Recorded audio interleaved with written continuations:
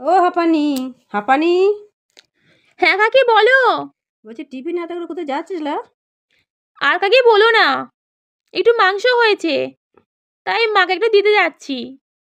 আর বাপটা যা হাড়কিপন, একটু বাড়িতে মাংস আনেও না। হ্যাঁ গা, তুমি যে মাংস দিতে যাচ্ছ তোমার মায়ের ঘরে, তোমার শাশুড়ি জানে?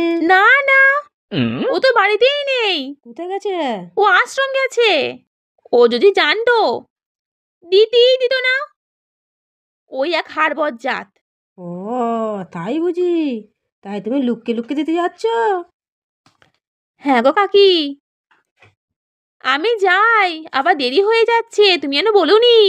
না না, আমি বলবো নি, আমার সেরকম আমার আচ্ছা এরকম ঠিক আছে। পেটই নয়। হ্যাঁ আচ্ছা আচ্ছা, আজ আসছি আমি। এসো। না না, আমি ওসব বলবো নি বাবা, আমি সাথেও থাকি না পাশেও থাকি না। ও ভম্বলের মা। হ্যাঁ বলো। কোথায় গিয়েছিলে? ওই আশ্রমে। তোমার বাড়িতে সব ফাঁকা হয়ে গেল, দেখো গে যাও, কেন গো? দেখো গে যাও। তোমার বৌমা বাপের ঘরে ব্যাগ ভর্তি করে হাতে টিফিন নিয়ে মাংস সব দিতে গেল। তুমি তো বাবু ভোলা ভালা মানুষ, তুমি তো গুরুদেবের আশ্রমে গেছো, আর তোমার বৌমা সব ব্যাগ ভর্তি করে নিয়ে গেল। আমার সঙ্গে দেখা হলো, আমায় এবার বললো, ও কাকি আমার শাশুড়িকে যেন বললো নি, আর বজ্জাত। তাই নাকি? হ্যাঁ, আমাকে বলে গেল তোমার বেটার বউ, যেকে বলো নি। আমি যে তোমায় বললাম এসব কথা, তোমার বেটার বউকে যেন বলে দিও নি। না না, বলবো না। তুমি আমায় ভালোবেসে বলছো। আর কি বললো? আর বললো আমার শাশুড়ি খুব বজ্জাত, কাউকে কিছু দিতে জানে না, ওর জন্যই তো আমি দিয়ে যাচ্ছি, সব নিজে মেয়ের বাড়িতে পাঠাবে, জানো বদ কাকি? কি বদ, সব মিথ্যে কথা।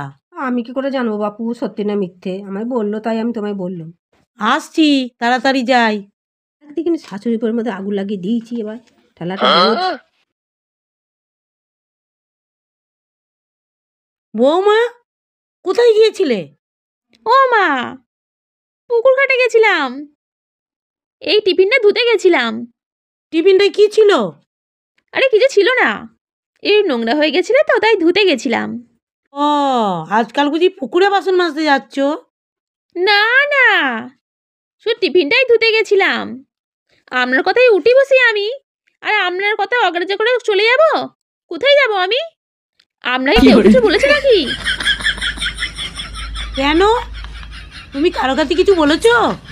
আমার সন্দেহ হচ্ছে। না না, চলো ঘরে চলো।